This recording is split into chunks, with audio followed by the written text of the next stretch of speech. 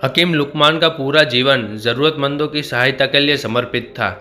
जब उनका अंतिम समय नज़दीक आया तो उन्होंने अपने बेटे को पास बुलाया। बेटा पास आ गया तो उन्होंने उससे कहा, देखो बेटा, मैंने अपना सारा जीवन दुनिया को शिक्षा देने में गुजार दिया है।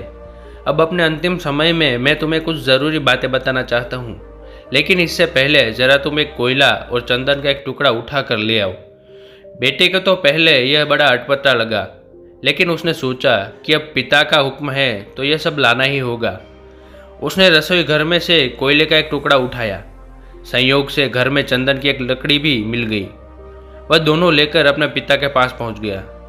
उसे पास आया देख लुकमान बोले, बेटा अब इन दोनों चीज़ों को नीचे फेंक दो। बेटे ने दोनों चीज़ों को नीचे फेंक दी और हाथ धोने के लिए जाने लगा। तब लुकमान बोले, जरा ठहरो बेटा, मुझे अपने हाथ तो दिखाओ।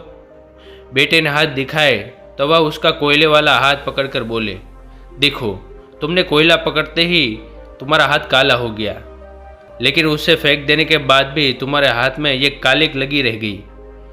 गलत लोगों की संगति भी ऐसी ही होती है। उनके साथ रहने पर भी दुख होता है और उनके न रहने पर भी जीवन भर के लिए बदनामी ही साथ लगी रहती है। दूसरी ओर सज्जनों का संग इस चंदन की लकड़ी की तरह है, जो साथ रहते हैं तो दुनिया भर का ज्ञान मिलता है और उनका साथ छूटने पर भी उनके विचारों की महक जीवन भर बनी रहती है। इसलिए हमेशा अच्छे लोगों की संगति में ही रहना।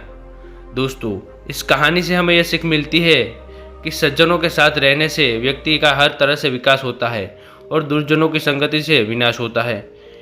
इसीलिए बहुत सोच समझ कर ही इष्ट मित्र का चयन करना चाहिए और हमें अच्छे लोगों की संगति में रहना चाहिए।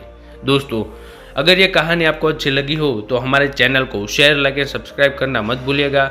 और ऐसे ही कहानी के साथ मिलते हैं अगली वीडियो में, और तब तक के लिए गुड लक।